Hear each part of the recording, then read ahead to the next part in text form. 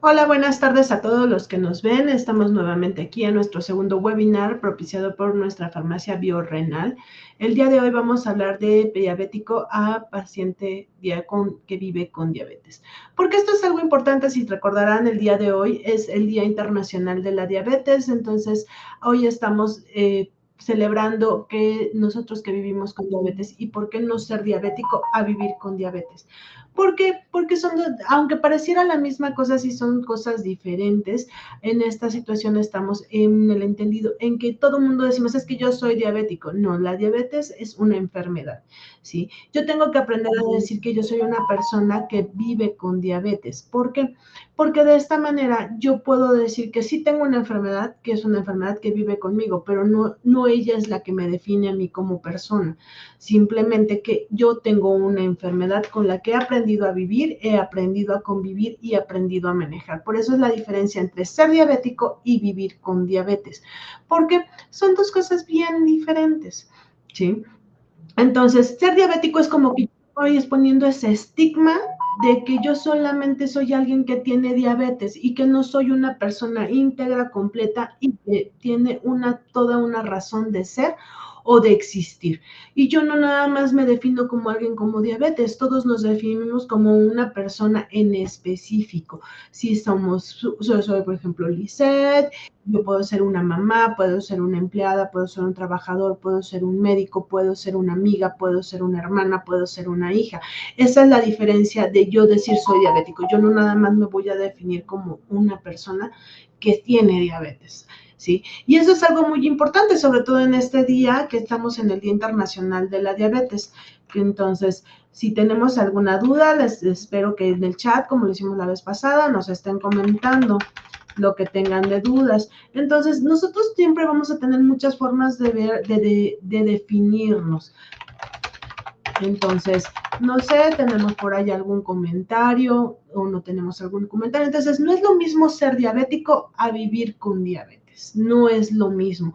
Esto nos lo dice la Asociación Mexicana de Diabetes. ¿Por qué?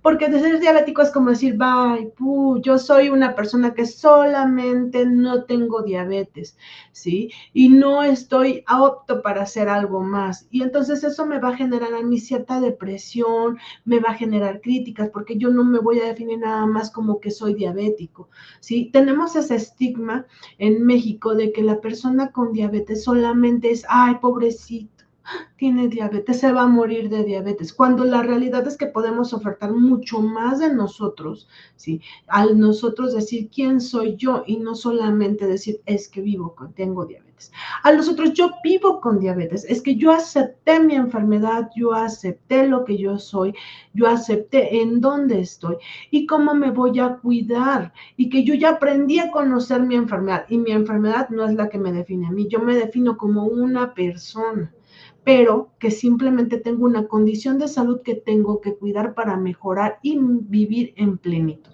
¿sí? Por eso es que siempre debemos de procurar no utilizar palabras potencialmente críticas, ¿sí?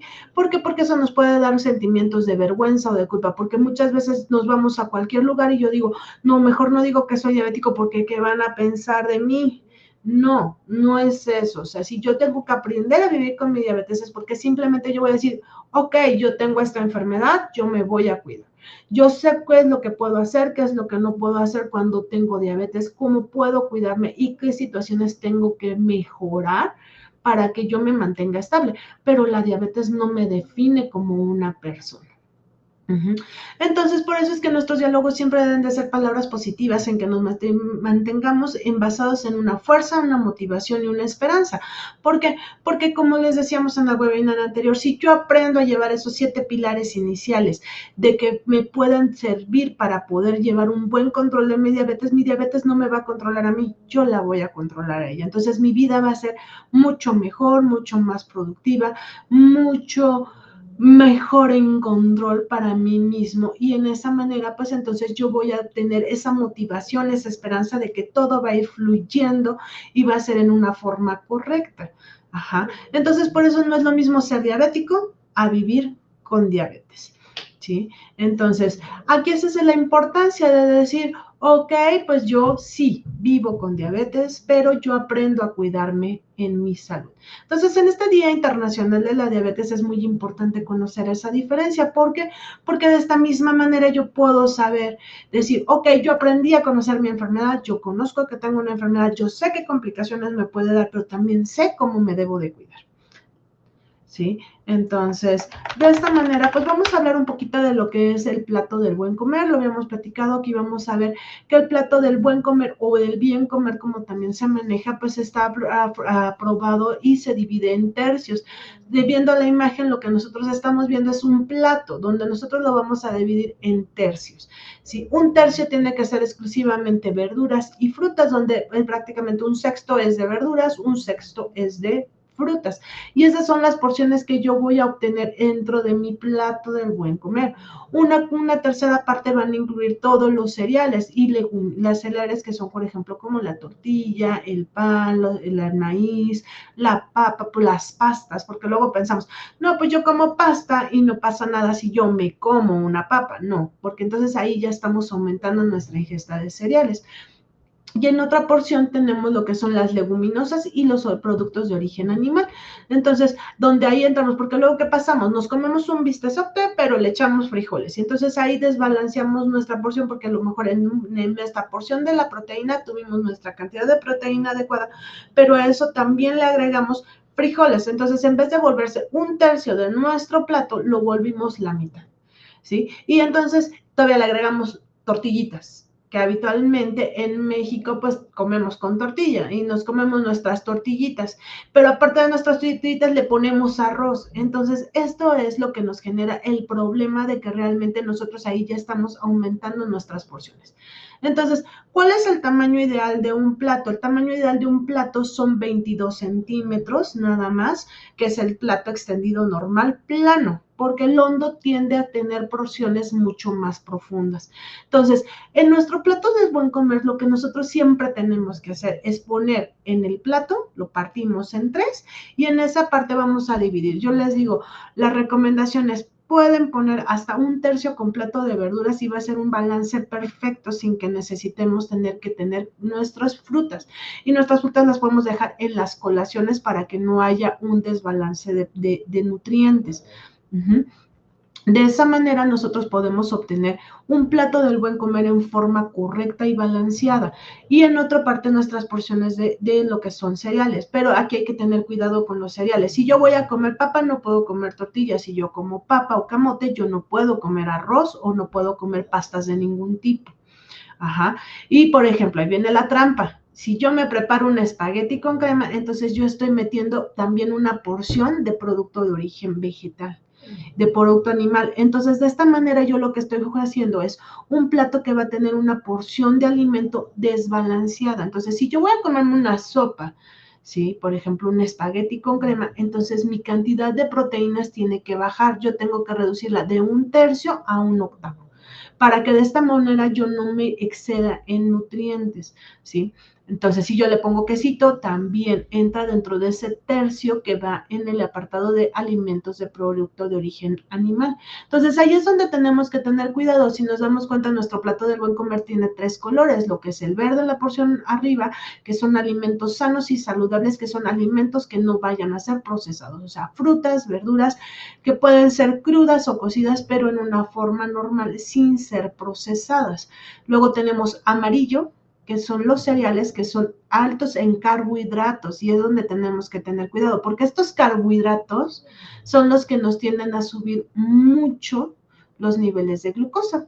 Y luego en rojo tenemos los leguminosas y los productos de origen animal, que son muy buenos, sí, pero dependiendo. En el paciente diabético tiene que haber un balance y sobre todo si es un paciente diabético con un daño renal, ahí ya tenemos que disminuir esa cantidad de porción de este tipo de alimentos. Entonces, en un paciente renal, este plato del buen comer se transforma en otra situación. Por eso es la importancia, como les decíamos, todo el control del diabético debe ser con un grupo multidisciplinario en general, donde nos puedan orientar a cómo yo puedo comer y cómo puedo jugar con este plato del buen comer.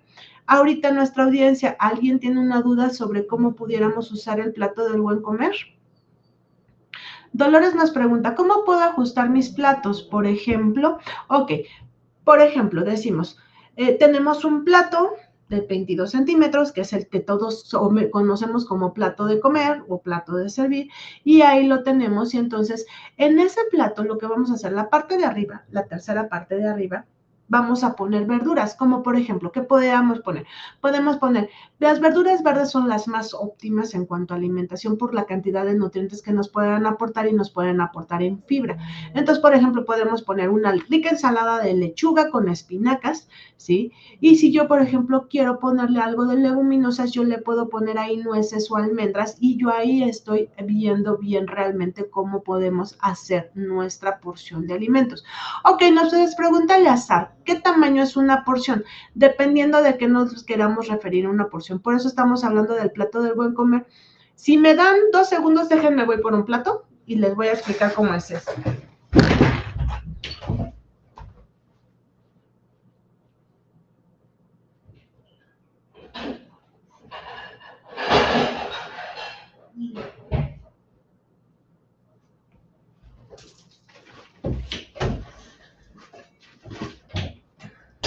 Listo.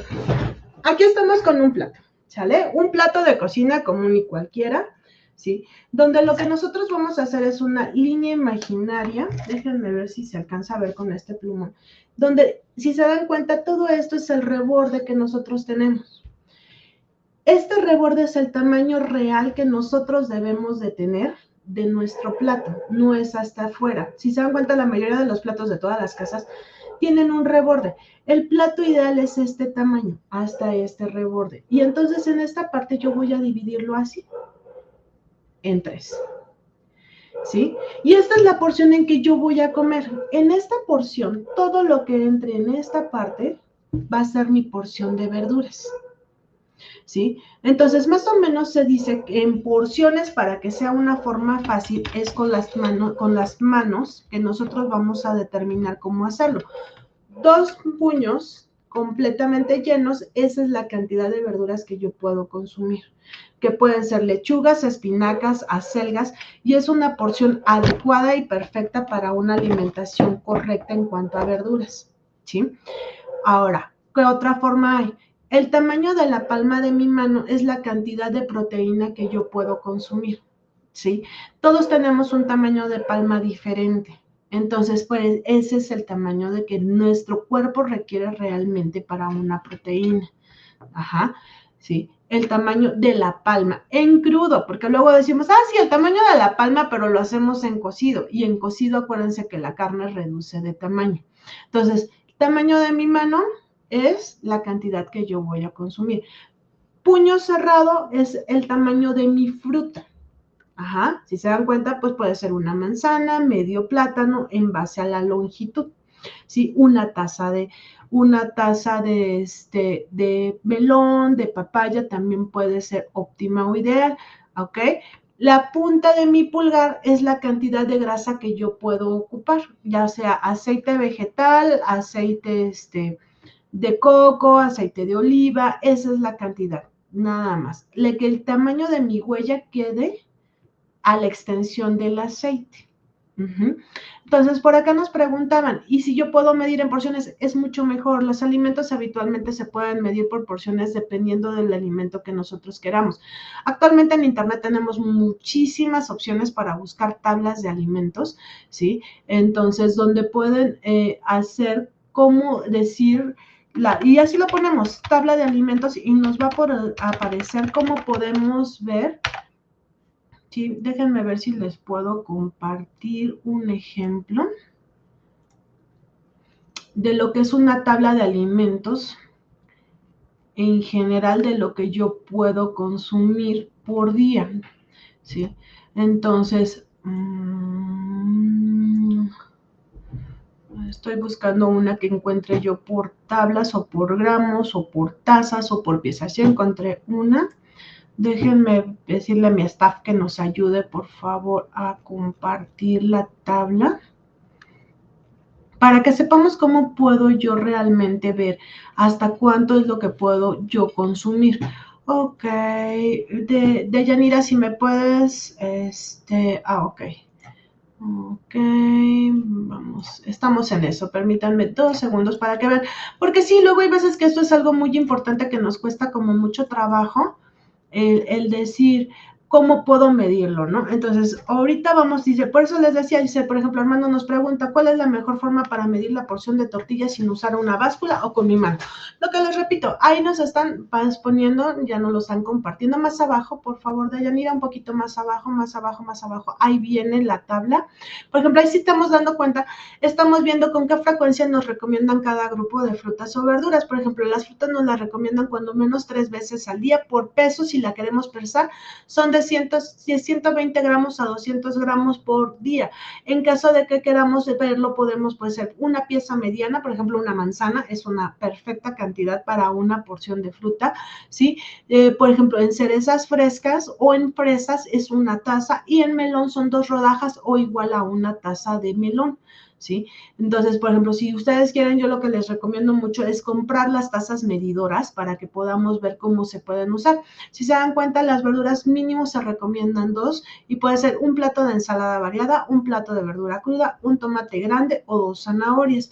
Aquí, si se dan cuenta, no entran las papas y eso es algo que sí tenemos que tener mucho cuidado, ¿sí? Los lácteos, por ejemplo, nos dice que son de 200 a 250 mililitros de leche, o sea, un vaso normal estándar, ese son 200 mililitros aproximadamente. El aceite de oliva, 10 mililitros, lo que les decía, la punta del dedo, esos son los 10 mililitros.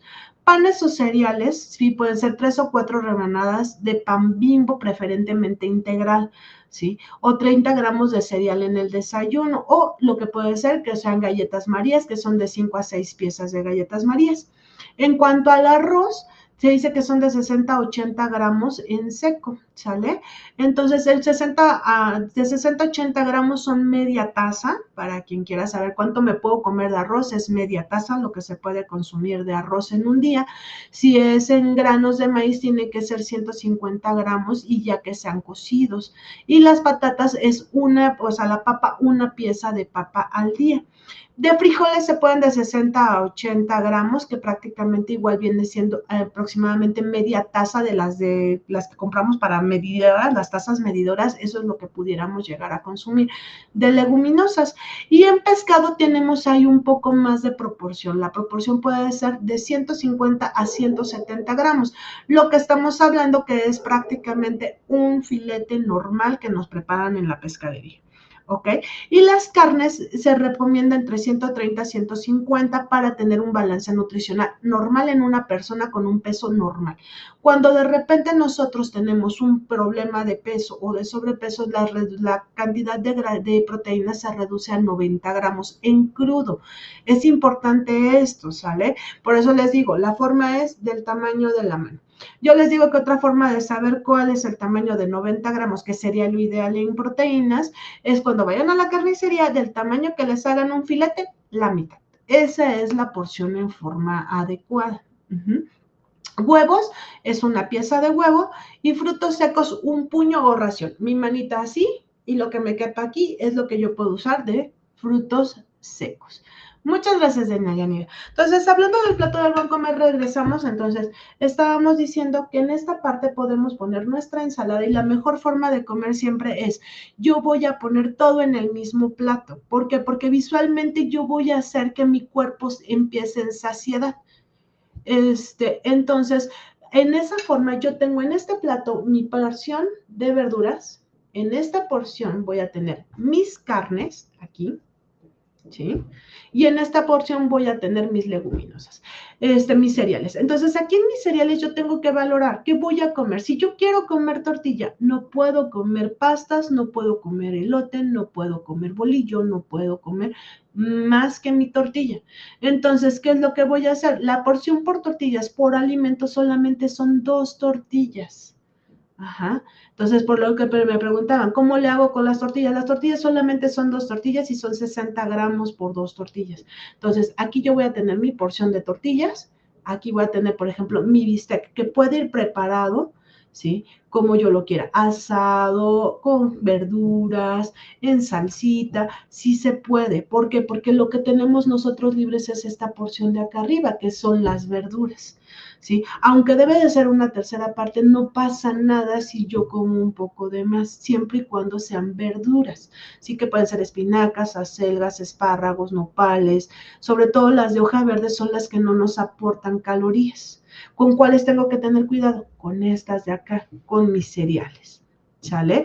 Que esos son los que realmente aquí me pueden generar mucho conflicto en esa situación en que yo voy a poder tener entonces una situación de que yo sí puedo tener incrementos de glucosa. ¿Sale? Tenemos otra pregunta, dice, Aide nos pregunta, para las personas que viven con diabetes, ¿cuáles son las frutas menos recomendadas y que se pueden consumir con menos frecuencia? Muy buena pregunta, las frutas menos recomendadas y las que no se deben de prácticamente consumir por el índice glucémico tan elevado es la piña y el mango. Las que tenemos libre acceso son las fresas, los arándanos, los blueberries, la manzana, se pueden comer un poco más libre. ¿Sí? La mandarina y la naranja se pueden consumir, sí, pero no en jugo. Siempre se deben de comer en gajos. También el melón y la papaya son frutas que se pueden comer libremente sin que tengamos esa afectación al índice glucémico tan severo. Mango solamente se recomienda cuando el paciente diabético está en óptimas condiciones, o sea, una hemoglobina glucosilada menor a 7, y siempre y cuando si va a comer mango solamente puede comer esa fruta en todo el día y debe de ser un mango pequeño o medio mango de un mango taulfo normal, ¿ok? Piña no se recomienda y si llegamos a hacer como por mucho antojo, porque se puede hacer el de yo me lo como por el antojo de que me gusta mucho la piña, sin no exceder más de una vez cada 2 semanas y solamente es una media taza de piña. ¿Ok? Espero haber resuelto esa duda. ¿Tenemos alguna otra duda sobre alimentos? Porque digo, realmente a veces es tan amplio el tema que es más fácil que me pregunten qué quieren saber, de qué alimento puedo consumir, cuál no y cómo puedo combinarlo. Regresamos, por ejemplo, un plato de un buen comer, por ejemplo, puede ser una ensalada, ¿sí? Que puede llevar, por ejemplo, media zanahoria, llevar unas 4 hojas de lechuga picaditas con una zanahoria cocida o cruda rallada, no hay ningún problema, ¿sí? Y le podemos poner, por ejemplo, pedazos de nuez y ahí estamos cubriendo también esa parte nutricional que nos aportan los omegas de la nuez. Ajá.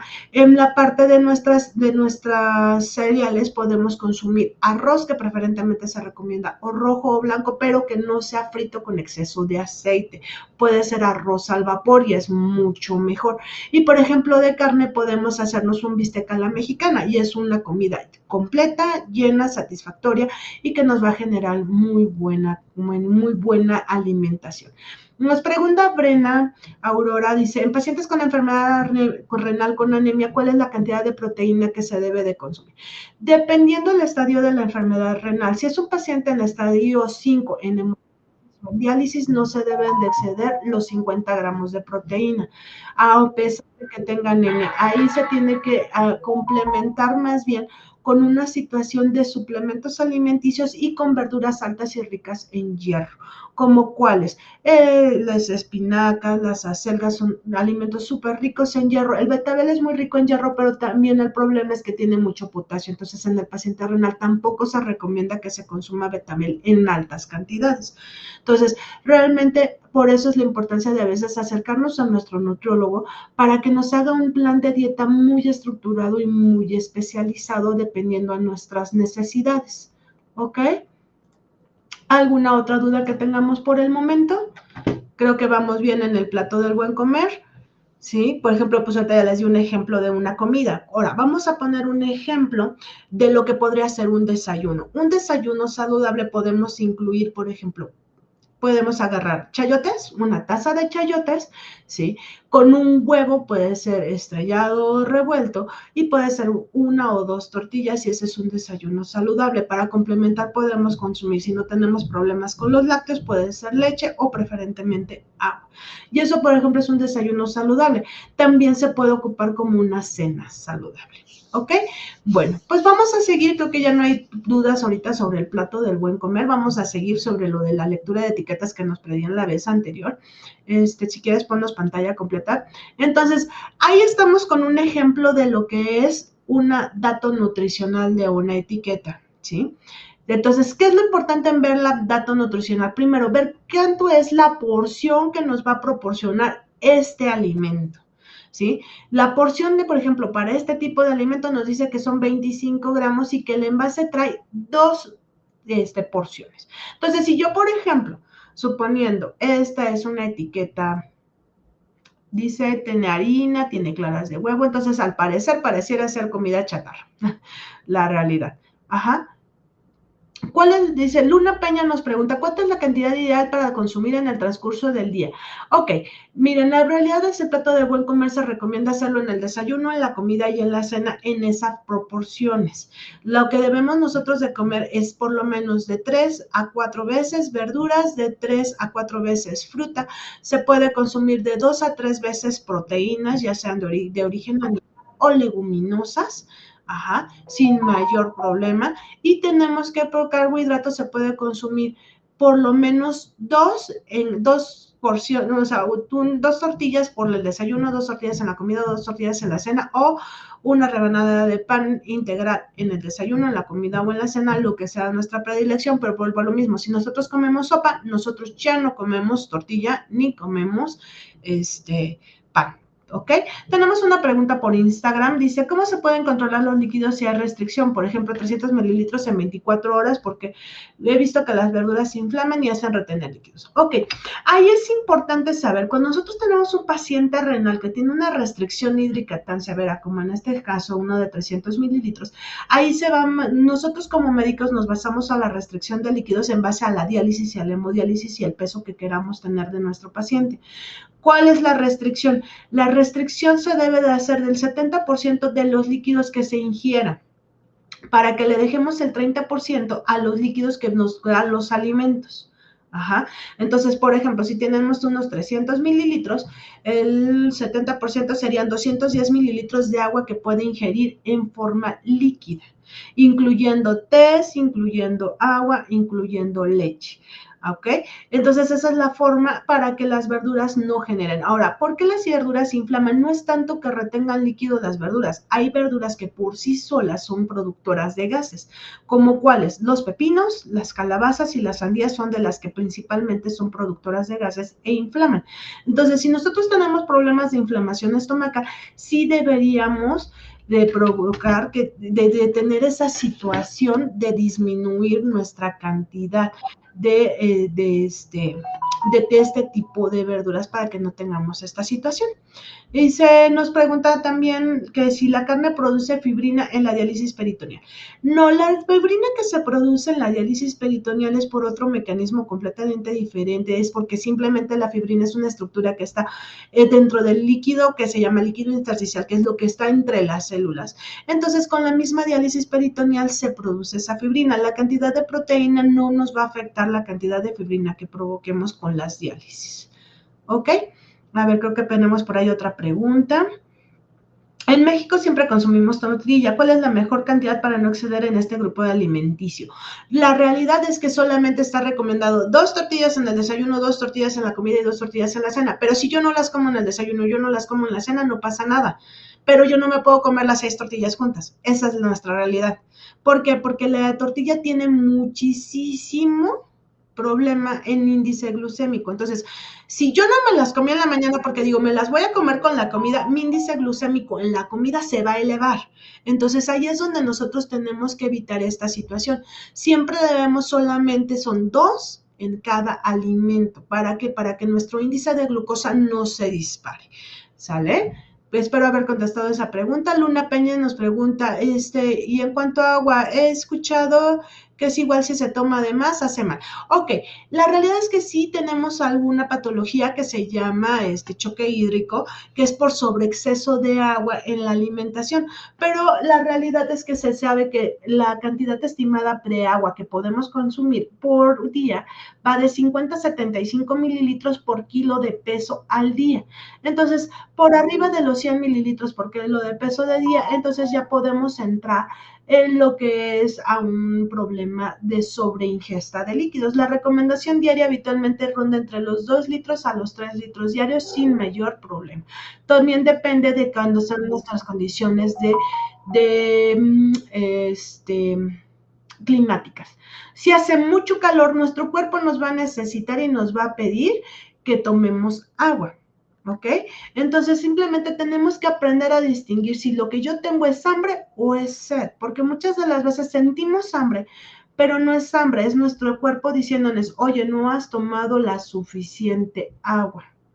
¿Ok? Entonces espero haber resuelto esa pregunta. Otra pregunta es, el plato promueve el agua, pero ¿qué opinas sobre el consumo de leche o bebidas vegetales como la de soya o almendras y cómo se clasifican en el plato del buen comer? De ya, un favor, ¿nos regresas al plato del buen comer, por favor? Ok, en cuanto a el plato del buen comer siempre nos va a recomendar aguas simples, o ni siquiera agua de frutas, ni siquiera nos va a recomendar lácteos, ok. Entonces aquí si entramos y nosotros vemos en la imagen en la zona roja encontramos las leguminosas y encontramos los productos de origen vegetal. Realmente el consumo de leches o bebidas vegetales como soya o almendra y coco entran en la porción de alimentos de origen animal y leguminosas. Entonces si yo voy a tomar un vaso de leche de soya, tengo que disminuir la cantidad de proteínas que voy a ingerir. O sea, ya no podré ingerir huevo, ya no podré ingerir carne, ya no podría ingerir algún otro tipo de proteína. ¿Ok? Espero haber resuelto esa duda. Dice, ¿cómo puedo prevenir fibrina dentro de mi dieta en la diálisis peritoneal? Bueno, la realidad es que la fibrina es una proteína. Entonces, ¿qué es lo que tenemos que hacer? Simplemente apegarnos al requerimiento que nos recomienda nuestro nefrólogo de proteínas al día.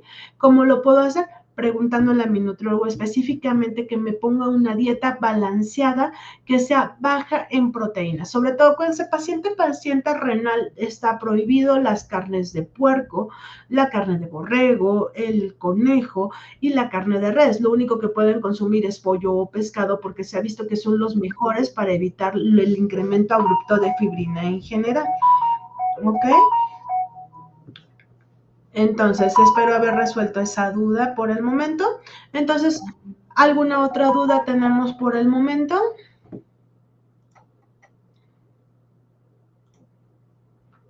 ¿Alguna duda? Bueno, entonces regresamos a la siguiente diapositiva. Entonces estábamos viendo por qué es importante saber cómo yo puedo comprar mis cosas, qué es lo que yo tengo que hacer, todo lo que nosotros encontramos en el mercado. Si se dan cuenta, actualmente tenemos muchísimas etiquetas donde nos va a decir y nos va a reportar cómo están esos datos nutricionales de mis alimentos. ¿Y por qué? Porque se implementó esto, porque es una norma oficial que se mejoró por la nutrición para que es un compromiso que tenemos para el 2030 como servicios de salud, donde nosotros tenemos que ver que nuestra gente sepa qué es lo que está comiendo, cómo lo está comiendo y que puedan aprender a hacer un balance adecuado. Entonces, todas las etiquetas siempre, si se dan cuenta, también a partir del 2020, 21, si no me recuerdo, empezaron a salir las etiquetitas que vienen enfrente que dice exceso de calorías, es exceso de sodio, es exceso de carbohidratos. Eso también fue por regulamentación de que nosotros no podemos estar en ninguna situación generando que nosotros como personas, ya sea diabéticas o no diabéticas, sepamos qué es lo que consumimos. Entonces, siempre vamos a encontrar esas etiquetas por enfrente que nos van a decir exceso de sodio, exceso de azúcar, exceso de grasas. Entonces, cuando nosotros vemos esas etiquetas, tenemos que tener cuidado. Si es exceso de sodio, es un alimento que está sobrepasando los requerimientos diarios recomendados de sodio, lo cual nos va a generar retención de líquidos y nos puede dar afectaciones cardíacas. Si dice exceso de grasas, nos está hablando sobre todo de las grasas. Si se dan cuenta, tenemos 4 tipos de grasas, sobre todo habitualmente son grasas trans o monoinsaturadas. Ajá, y las poliinsaturadas. Entonces, son estas las que nos generan un daño muy severo a lo que es a nivel del corazón. Y si dice exceso de calorías, es que son alimentos que están enriquecidos, entonces, específicamente con azúcar. Nicolás Gómez nos pregunta, ¿cuál es el primer paso para comer más saludable y bajar de peso sanamente? Una alimentación sana. Apegarnos a un plato del buen comer es el primer paso para comer más saludable. Aprender a que siempre, desayuno, comida y cena, yo tengo que agregar verduras. Ahora, hay unas nuevas teorías que dicen que el primer alimento que nosotros debemos de comer para disminuir la absorción de carbohidratos es las verduras. ¿Por qué? Porque el cuerpo tarda más tiempo en absorberse, después se deben de comer las proteínas para que podamos generar un músculo en cantidad adecuada y después los carbohidratos. De esta manera nosotros hacemos que la absorción de carbohidratos sea más lenta. Si yo como primero carbohidratos, las células del estómago se bloquean y solamente absorbemos toda la totalidad de los carbohidratos y empezamos a no absorber en forma adecuada los nutrientes.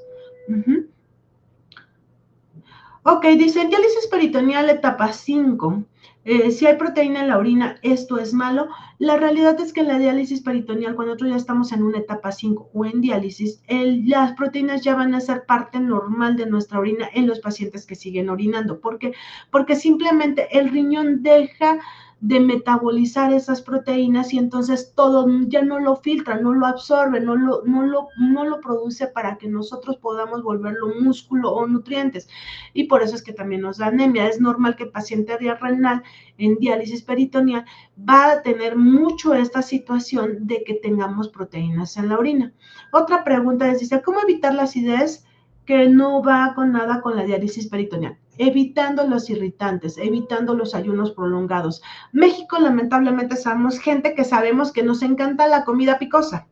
Entonces, el chile realmente no es un alimento que esté adecuado o recomendado en la alimentación. O sea, el cuerpo humano ni siquiera está diseñado para poder comerlo e ingerirlo sin que nos provoque acidez. Habitualmente todo paciente diabético que cae en insuficiencia renal siempre va a generar acidez estomacal. Y esto es parte de la misma que se llama neuropatía o gastropatía diabética. Entonces, la mejor forma siempre es tratar de consumir alimentos un poco alcalinos, sí que pueden ser lácteos, pueden ser yogures, siempre y cuando no excedamos nuestros nutrientes y sobre todo no consumir nada que sea irritante al estómago y evitar los ayunos prolongados. Otra pregunta que nos hacen en el chat es ¿cómo podemos reducir los antojos por carbohidratos y dulces siendo diabéticos o por qué razón nos ocurre? Habitualmente una de las principales razones por la que nos ocurre siendo diabéticos el antojo de azúcar es que nuestros niveles de glucemia están elevados. Entonces, primer punto es controlar nuestros niveles de glucosa. Si yo tengo mis niveles de glucosa óptimos, esos antojos por dulce van a ser menores. ¿Sí? ¿Cómo puedes reducir el antojo por dulce? Habitualmente se recomienda cuando tú tengas antojo de dulce puedes comer una fruta o comer verdura o en su defecto podemos comer nueces o almendras. Estos tienden a reducirnos el antojo por dulce. Porque sí, es muy común que el paciente diabético dices, ay, como que tengo ganas de algo dulce. Ok, súplelo. En vez de que sea un dulce, comete un trozo de fruta. Puede ser una naranja, puede ser una mandarina, puede ser media manzana, puede ser un durazno, puede ser una guayaba, la fruta de nuestra elección. Y con eso vamos a saciar esa necesidad de azúcar, pero hay que estarnos monitoreando porque lo más seguro es que estamos teniendo problemas de glucosa elevadas. ¿Ok? Entonces, bueno, esta es la situación. Entonces, regresamos a lo que es la lectura de etiquetas. Entonces, siempre vamos a tener que ver las primeras etiquetas que encontramos al frente en etiqueta negra con letras blancas es lo que nos va a decir que tienen exceso. Sí, mientras más etiquetas tenga, nuestro alimento es menos saludable. ¿Ok? Después, ¿qué hacemos? Volteamos nuestro producto, suponiendo que este fuera comida, lo volteamos y vamos a encontrar precisamente esa etiqueta que nos dice datos de nutrición. Para empezar, vamos a ver cuántos datos vamos a tener por mi envase completo, ¿sí? Por ejemplo, si este fuera esa etiqueta, estaríamos diciendo que este envase tendría su etiqueta, habitualmente la traen en esta zona y diría, pues sus datos de nutrición son 25 gramos, pero en este envase traes 2 porciones. Entonces, este envase, todo lo que contenga este envase lo tengo que dividir a la mitad para que sea una sola porción de lo que sea, ¿eh? Entonces, ahí nos dice que, por ejemplo, no tenemos que ver también, por ejemplo, cómo cuántas energía o kilocalorías nos da. Recomendemos que lo habitual recomendado siempre son no exceder las 1500 calorías en una nutrición saludable, ¿sí? Para cualquier persona, ¿sí? No para buscar bajar de peso, no para incrementar volumen, sino una persona habitual no debemos de comer 1500 calorías. Entonces, por ejemplo, si nos estamos dando cuenta, dice que aquí por porción nos está dando 112 calorías. Entonces, esos son la cantidad de hidratos de carbono que vamos a obtener de esto y que se va a metabolizar en energía. Dice, otra pregunta tenemos, ¿qué tipo de ejercicio es más beneficioso para controlar el azúcar en la sangre, el aeróbico o el de fuerza? Si lo que tú tienes es un control de glucosa adecuado, el mejor ejercicio siempre va a ser el aeróbico. ¿Qué es esto? Bicicleta, caminata, spinning, natación, son los mejores ejercicios para mantener la glucosa en sangre. Siempre necesitamos hacer ejercicio de fuerza, pero depende de qué tipo de ejercicio de fuerza hagamos. No es lo mismo que yo me vaya al gimnasio y haga pesas, que es ejercicio anaeróbico, y el ejercicio anaeróbico me puede hacer un incremento de glucosa muy abrupto. ¿Por qué? Porque entonces yo lo que hago con el ejercicio anaeróbico tipo pesas es que yo en vez de quemar calorías, yo sí quemo calorías de la grasa, pero las transformo en azúcar.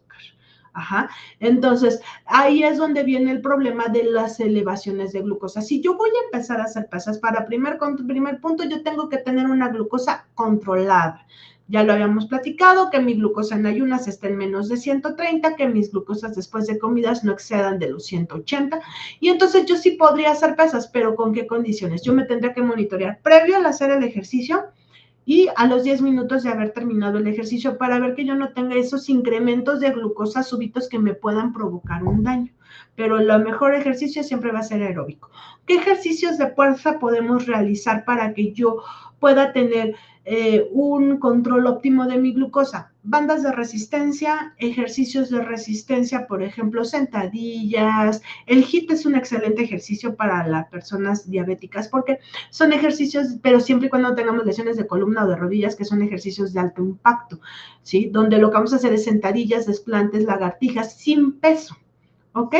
Por acá tenemos otra pregunta. ¿Qué es lo primero y más importante que debo buscar al leer una etiqueta como persona diabética? La parte de enfrente. Vuelvo a lo mismo, retomando la de las etiquetas, la parte de enfrente. Si yo veo que dice exceso de carbohidratos, exceso de grasas, exceso de sodio, no lo consumen. Es un alimento malo. En general, no nada más para el diabético. Para todas las personas, es un alimento que no está balanceado y podríamos decir lo que es comida chatarra. ¿Ok? Entonces, eso es lo primero. Por acá teníamos otra pregunta que nos decía, ¿es malo que yo quite abruptamente algún alimento que yo estoy habituado a hacerlo? No, no es malo, pero el problema es que va a ser algo difícil, porque si, por ejemplo, nosotros estamos acostumbrados a consumir azúcar todos los días, los primeros días, no le va a hacer daño a tu cuerpo, al contrario, o sea, le va a hacer mucho beneficio a tu cuerpo quitar ese azúcar de tu alimentación. El problema es que nuestro cuerpo se malacostumbra, sobre todo a los azúcares, es a las cosas a que tiende a más acostumbrarse más fácilmente, a decir que lo quiere, lo requiere o lo necesita, cuando la realidad es que no lo necesita, simplemente es que se vuelven alimentos muy adictivos. Entonces, no es malo quitarlo abrupto, pero nos puede generar ansiedad. Yo les digo que el problema de quitar un alimento abrupto es que vamos a caer nuevamente en forma muy abrupta si yo lo suspendo de golpe. ¿Sí? Lo ideal es empezar a hacer la reducción paulatina porque acuérdense, todo hábito nos lleva 21 días. Entonces es cuando tenemos que empezar nosotros a quitar todo eso que tenemos en nuestra vida. Maco Peña nos pregunta, ¿y para bajar de peso qué ejercicio es mejor? Maco, la realidad es que cualquier ejercicio siempre va a ser bueno, siempre se recomienda siempre mínimo de 30 minutos a 1 hora de ejercicio cardiovascular combinado con ejercicio de fuerza. ¿Por qué es importante hacer ejercicios de fuerza? Porque si muchas veces cuando nosotros estamos en un proceso de reducción de peso, lo primero que se tiende a perder es la masa muscular y no perdemos realmente la grasa. Entonces, siempre tenemos que hacer un ejercicio aeróbico intenso. ¿Cómo es un aeróbico intenso? Que yo esté caminando, trotando hasta que sienta que mi corazón late muy rápido y que yo no puedo respirar. Eso es un ejercicio cardiovascular intenso que me va a generar esa situación de quema de grasa. Y el ejercicio de resistencia o de fuerza deben de ser 30 minutos paulatino. ¿sale? Dependiendo si somos hombres o somos mujeres, es la velocidad o la intensidad que debemos de buscar. Por eso es que si vamos a hacer un ejercicio hay que buscar el acompañamiento de un coach, ¿sale? Por acá nos preguntan, dice, si un paquete contiene, por ejemplo, 3 porciones, ¿debo multiplicar todos los valores nutricionales por 3 para obtener el total? Sí, habitualmente eso es lo que tenemos que hacer. O sea, ahí cuando te dice, tengo 3 porciones, o divides tu paquete en 3 para que sepas exactamente cuánto te va a dar cada porción, o multiplicarlo por 3. Por ejemplo, vamos a la etiqueta. Aquí si nosotros vemos, si yo me como este envase de 25 gramos, de mi envase de 50 gramos, ¿sí? Me va a dar 224 calorías por envase. Y si nos damos cuenta, 50 gramos lo tienen unas papas Sabritas. Así de sencillo, tienen 45, ni siquiera llegan a los 50. Entonces, si este fuera un envase de unas papas Sabritas comunes y corrientes, estaríamos hablando que nada más esas Sabritas, esa pequeña bolsa que pareciera pequeñita, me va a estar dando 224 calorías, pero calorías basura, porque además se van a volver azúcares. ¿Sí? No me van a aportar ningún nutriente, porque si se dan cuenta, por ejemplo, esta me dice, me da 1 gramo de proteína, lo cual es muy bajo. Si se dan cuenta, nosotros requerimos 60 gramos de proteína en promedio para una alimentación adecuada, ¿sale? Entonces, pero si se dan cuenta, lo que sí tiene mucho es grasa. Vean, tiene 3.4 gramos de grasa, de las cuales son monoinsaturadas y poliinsaturadas, las cuales son grasas trans y que van y atacan específicamente al corazón. Ajá. Y si nos estamos dando cuenta, la siguiente nos dice hidratos de carbono, o sea, azúcares, que se van a ir directamente a convertirse en azúcar en sangre. 19 gramos. 19 gramos, si lo transpolamos a cucharadas, son 4 cucharadas de azúcar. Ajá. Entonces, si se dan cuenta, el consumo total debe de ser de 7.6 cucharadas de azúcar. Simplemente comerme esto me está aportando más de los hidratos de carbono que yo necesito para mi día a día. Ajá. Esos son los que se llaman carbohidratos o hidratos de carbono. Y el sodio viene en miligramos. Y esto no se recomienda más que media cucharada de sal al día en todos los alimentos, especialmente en pacientes renales, hipertensos y diabéticos. Y por ejemplo, aquí me dice que me da 90 gramos. ¿Sí? Si estamos diciendo que media cucharada son 4 gramos de azúcar. Entonces, ven por qué es importante de repente ver nuestro listado de alimentos. Ahora, ¿qué otra cosa? Aparte que, por ejemplo, ya descubrimos que esta etiqueta es una etiqueta mala. ¿Por qué? Porque nos está dando montonal de energía con muy pocos gramos de producto. Nos está dando una cantidad impresionante de grasas, que sobre todo las que nos está dando son grasas trans, ¿sí? Nos está dando 6.8 gramos de grasas trans, las cuales se van a ir pegar directamente a todo nuestro hermoso y lindo corazón y hasta todos nuestros hermosos vasos y arterias. Y luego decimos, ¿por qué tengo venas? ¿Por qué estoy haciendo coágulos? ¿Por qué estoy con mi corazoncito mal? ¿Por qué ya me dio hipertensión? Porque también viene en nuestra alimentación. Y si se dan cuenta, los hidratos de carbono son excesivos, ¿sí? Entonces, nada más, por ejemplo, una cucharada tiene 5. Entonces, esta prácticamente tiene 4 cucharadas de azúcar, ¿sí? Entonces, imagínense lo que nos está provocando. Tenemos una pregunta, dice, al contar carbohidratos, ¿debo fijarme en los carbohidratos totales o en los azúcares añadidos? La realidad te tienes que fijar en los dos. Realmente, la porción de un alimento por una etiqueta te lo va a dar siempre los hidratos de carbono.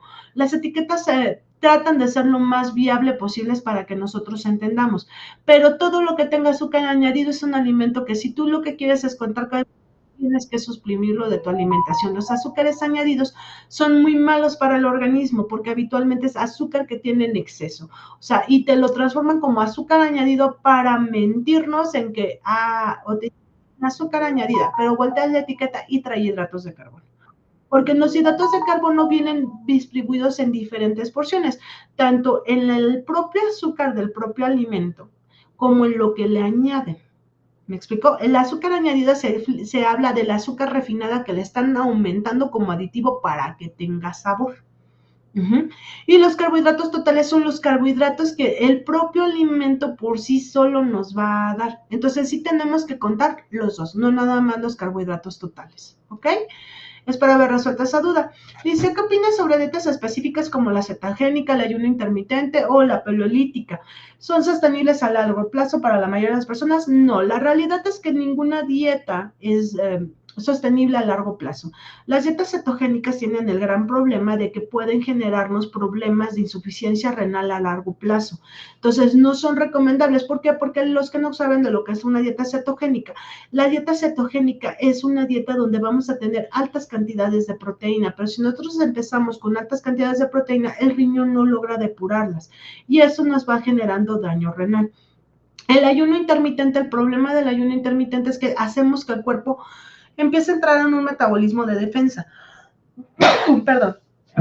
Donde lo que pasa con el ayuno intermitente es que tratamos de nosotros de nuestra propia grasa jalar azúcar para metabolizarla y jalar energía. El problema es que a largo plazo también nos puede generar problemas de anemia. Aparte, pues nos puede dar resistencia a la insulina. La paleolítica y sí desconozco cuál sea, pero vamos a investigarla. La que se recomienda habitualmente es la dieta mediterránea, que es el plato del buen comer, donde nosotros vamos a consumir mucha verdura, mucha fruta y proteínas en forma adecuada, que es realmente un cambio al estilo de vida.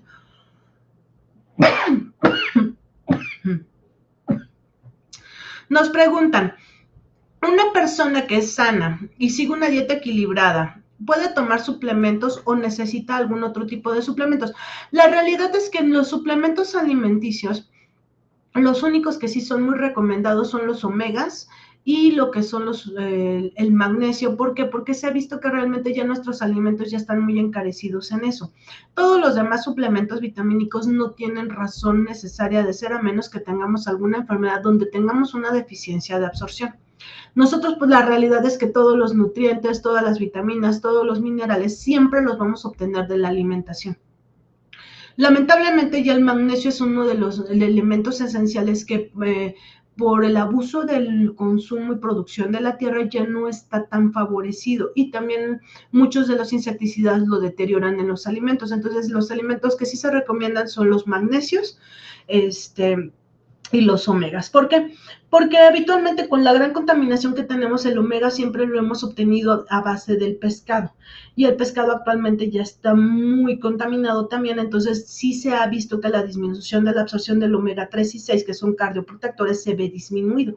Entonces los que sí se recomendarían, aunque llevamos una dieta muy balanceada, muy bien estructurada, sí serían este tipo de suplementos. Nos preguntan, ¿existen alimentos con un índice de saciedad objetivamente más altos que otro? ¿Y cómo puedo usarlos a mi favor? Habitualmente los alimentos que tienen un índice de saciedad más alto siempre van a tener un índice de carbohidratos más alto. Entonces, no son alimentos que podamos obtenerlos a favor. ¿Cuáles son los que nos van a poder generar más saciedad? Siempre van a ser las proteínas y esas son las que tenemos que buscar.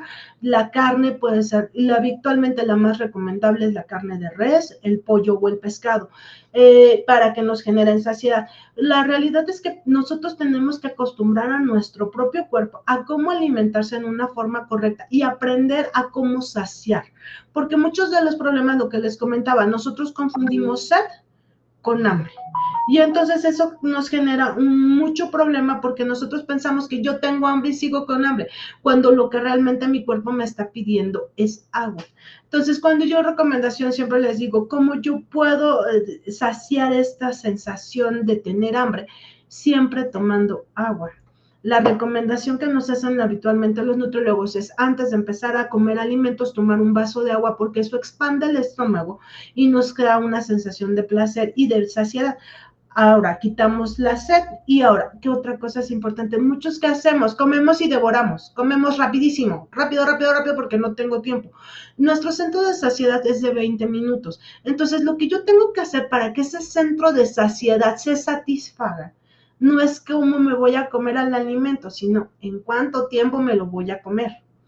Comer despacio, paulatino, masticando en forma correcta cada uno de los alimentos va a generar a mi cuerpo esa sensación de saciedad, no es tanto el alimento. Otra pregunta nos dice, en diálisis peritoneal se tiene que usar laxantes diariamente, ¿cómo puedo evitarlo? ¿Cómo puedo ayudar a digerir mejor? En la diálisis peritoneal es muy difícil, hay alimentos que me van a favorecer lo que son las evacuaciones que sean más fluidas y sí se tienen que usar laxantes por lo mismo de la diálisis, porque como ya no tenemos un metabolismo adecuado, ¿qué alimentos me pueden favorecer? Me puede favorecer la papaya, ¿sí?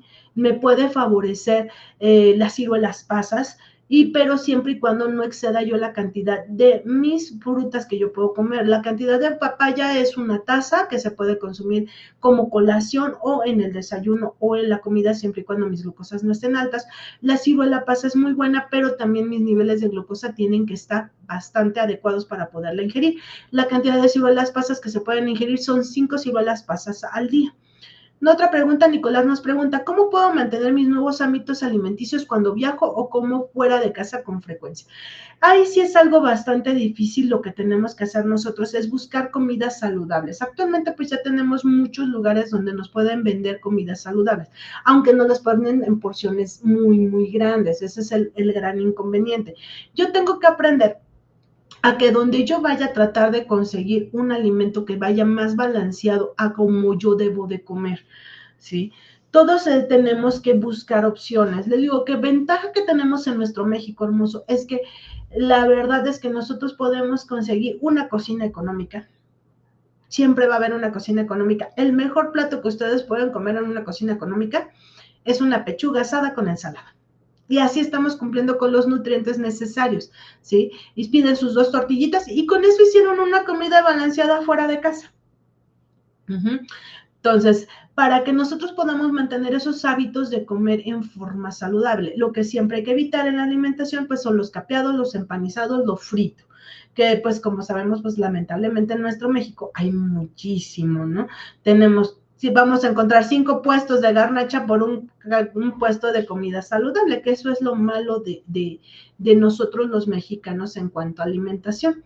Pero sí hay opciones y tenemos que buscar las opciones. Les digo, por ejemplo, encontramos al señor de las frutas, ¿sí? Actualmente ya hay muchos negocios que se dedican a la venta de ensaladas y habitualmente son por porciones y saludables. Habitualmente muchas de estas personas sí se dedican a pesarlas y a medirlas. Entonces, por ejemplo, nos pueden vender una ensalada de lechuga con espinacas, con sopa fría, con sopa sin crema, con arándanos, con nueces, con trozos de queso y pechuga, y eso también es una nutrición saludable.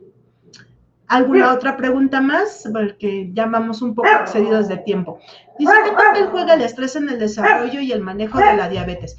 El estrés se ha visto que no tiene una relación estrecha como tal con la cuestión de los niveles de glucosa, pero sí se ha visto que nos genera estrés oxidativo. ¿Qué es esto? Que hace el envejecimiento más prematuro en la gente.